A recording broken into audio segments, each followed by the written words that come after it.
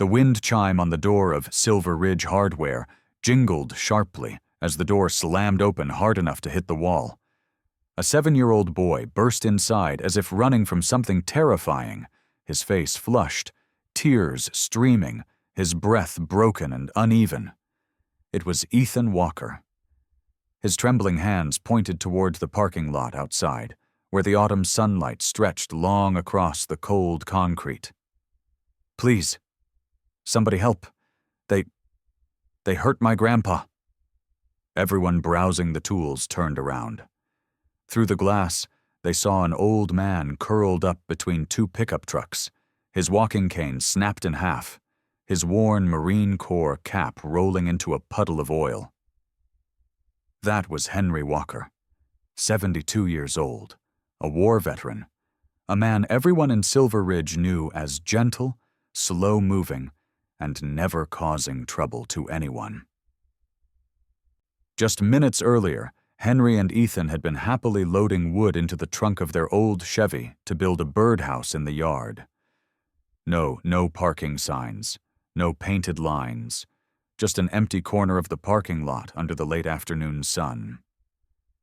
But then the blasting music and roaring exhaust tore the piece apart. A modified matte black pickup truck slid in, as if claiming the entire space. 4 young men with slicked, heavily gelled hair stepped out, laughing like the place belonged to them. Leading them was Chase Brinton, a spoiled rich kid, son of the wealthiest real estate mogul in Silver Ridge, someone who was used to throwing money at every consequence. "Old man, you're in our way," Chase sneered, kicking the door of Henry's truck and leaving a clear dent. Henry looked up, his voice calm as ever. "We're just loading a few things. Not bothering anyone." Ethan tugged his sleeve nervously. "Please don't dent our car." Chase's friends burst out laughing.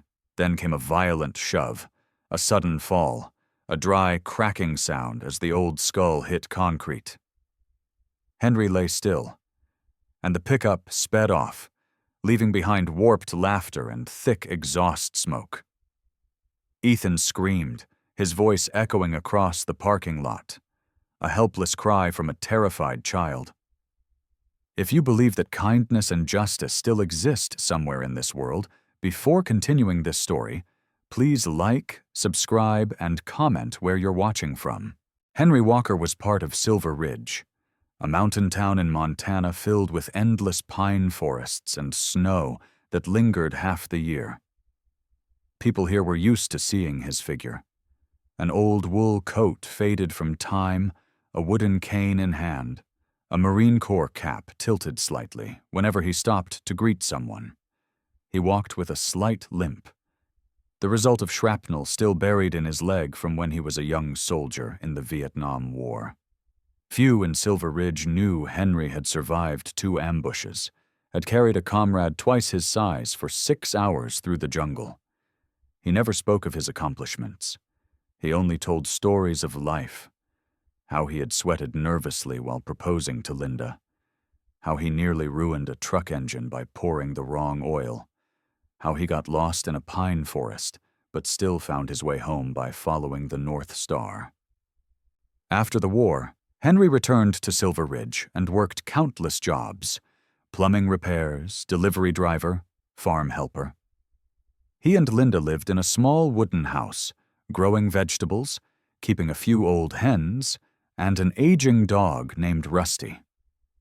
Their simple life revolved around small things: morning coffee, late afternoon walks, the laughter of their grandson.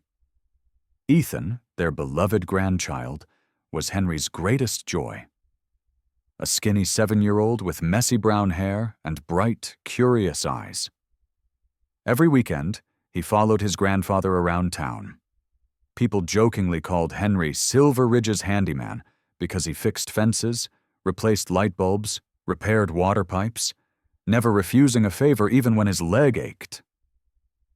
2 hills away from Henry's house stood Iron Viper's Customs, the garage owned by Duke Ramirez. Duke was also a veteran, having served in Afghanistan. Like Henry, war left scars, but also a deep respect for anyone who had worn a uniform. Duke was the leader of Iron Vipers MC, a biker group that looked intimidating, but was quietly respected for always protecting women, children, and the vulnerable. Silver Ridge knew one thing well. If injustice happened, and the system failed to act, Iron Vipers would. Inside the ambulance, Ethan sat beside his grandfather's stretcher, gripping the corner of the patient's gown tightly. Henry forced a smile, though his lips were pale. "I'm all right, little soldier. Just fell a bit hard." But he knew he didn't just fall. In Silver Ridge Hospital, the white fluorescent lights were cold and sharp. A nurse stitched the gash on his forehead, checked his ribs, and took X-rays. Ethan curled up on the plastic chair, legs swinging anxiously. Linda rushed in and burst into tears the moment she saw Henry. Ethan hugged her and cried while recounting the incident the way a 7-year-old would. Broken, panicked, but full of truth. Moments later, a police officer entered. Henry explained everything. And Ethan added in a trembling voice, "He pushed my grandpa.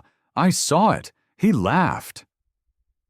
But when Henry mentioned the name Chase Brinton, something shifted in the room.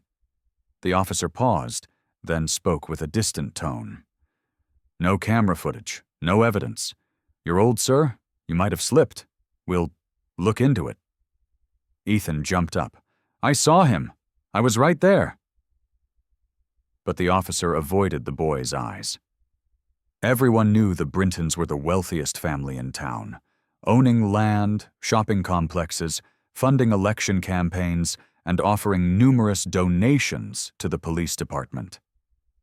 Henry lay there, body aching, dignity wounded. He had survived war, seen worse horrors, but this moment made him feel abandoned. At the garage, Maria, Duke's wife, texted him, "Veteran pushed down. Police are doing nothing." Duke removed his welding mask, his face hardening. He looked at the brothers cleaning bikes, changing oil, and tightening bolts. "We have work to do," he said. The message spread quickly. No one asked, "Are we sure?" No one said, "Let the police handle it." They simply nodded silently. Iron Vipers did not ignore injustice, especially against a veteran. That night, while Henry rested exhausted in his hospital bed, another kind of justice, one powered by loyalty, respect, and roaring engines, began moving beneath the mountains of Silver Ridge. Around 9 p.m., the hospital hallway trembled slightly, as if a small storm passed through. A nurse rushed to the window, pulling the curtain aside. Then another. Patients in wheelchairs leaned forward to see. The entire hospital parking lot glowed under rows of headlights. Engines thundered like rolling storm clouds. More than 30 Harley-Davidson motorcycles from Iron Vipers MC slowly entered, forming two perfect lines, the steel-coiled snake emblem glowing on leather backs under the floodlights. Henry's door opened. A tall man with a beard and a black leather jacket stepped inside. He removed his helmet, revealing dark brown eyes, calm but resolute. "Mr. Henry Walker?" "That's me. And you are?" "I'm Duke Ramirez, Iron Vipers MC. We heard what happened." Henry sighed. "Thank you. But I don't want anyone getting in trouble because of this." Duke knelt to meet his eyes, his voice low and firm. "You're a veteran. You were assaulted in front of your grandson. The police are ignoring it. This is no longer personal. This is something that needs to be made right." Ethan stared wide-eyed at Duke. Duke smiled. "You were brave when you asked for help. Now it's our turn." He turned to the nurse. "Tonight we'll take shifts outside this hallway. No one is allowed to bother him." And they did. All night long, bikers rotated every few hours, sitting quietly on plastic chairs, sipping coffee, chatting softly with nurses. They caused no trouble. They simply were there. A presence that told everyone, this old man is protected. The next morning, when Henry was discharged, he stepped outside and saw more than 30 motorcycles waiting, lined up like an honor guard. Linda clasped her chest, almost crying. Ethan bounced excitedly. "Wow, Grandpa, they waited for you." Duke put on his helmet and approached. "We'll escort you home today, after that." He paused, eyes sharpening. "We'll go meet the person who thought he could shove a veteran and walk away laughing." Henry shook his head. "No violence." "No," Duke said. "Iron Vipers don't do that. We'll use the truth."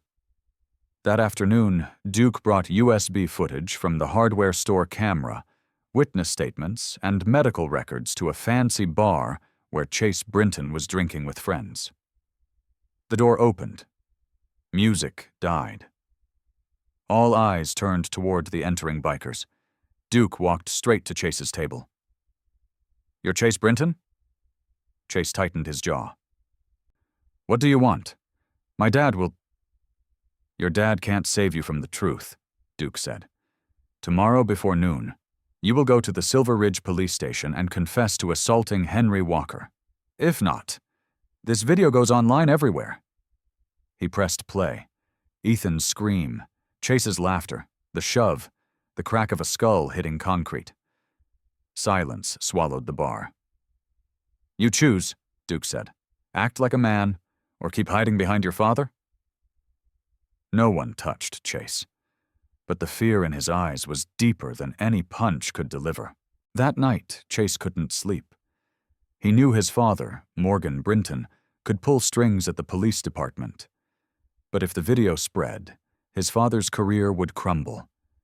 And Chase knew Duke wasn't bluffing.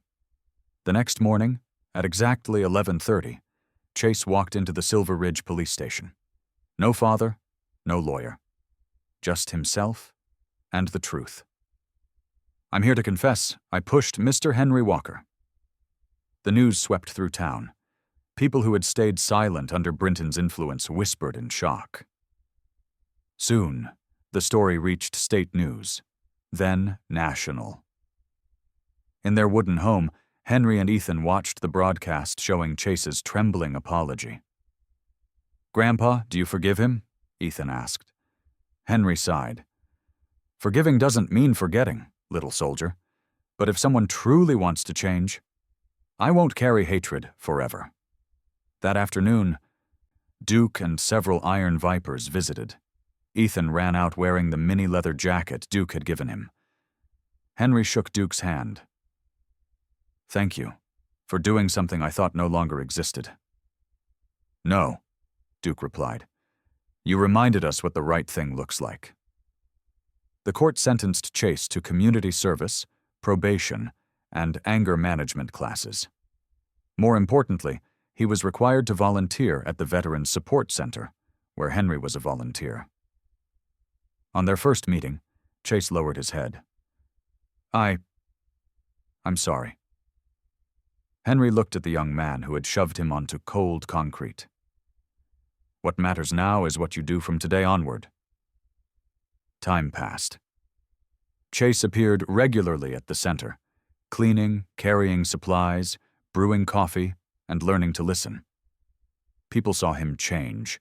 They also saw Henry, despite his leg aching in bad weather, smiling when Chase greeted him politely. Henry Walker's story spread beyond the mountains of Silver Ridge.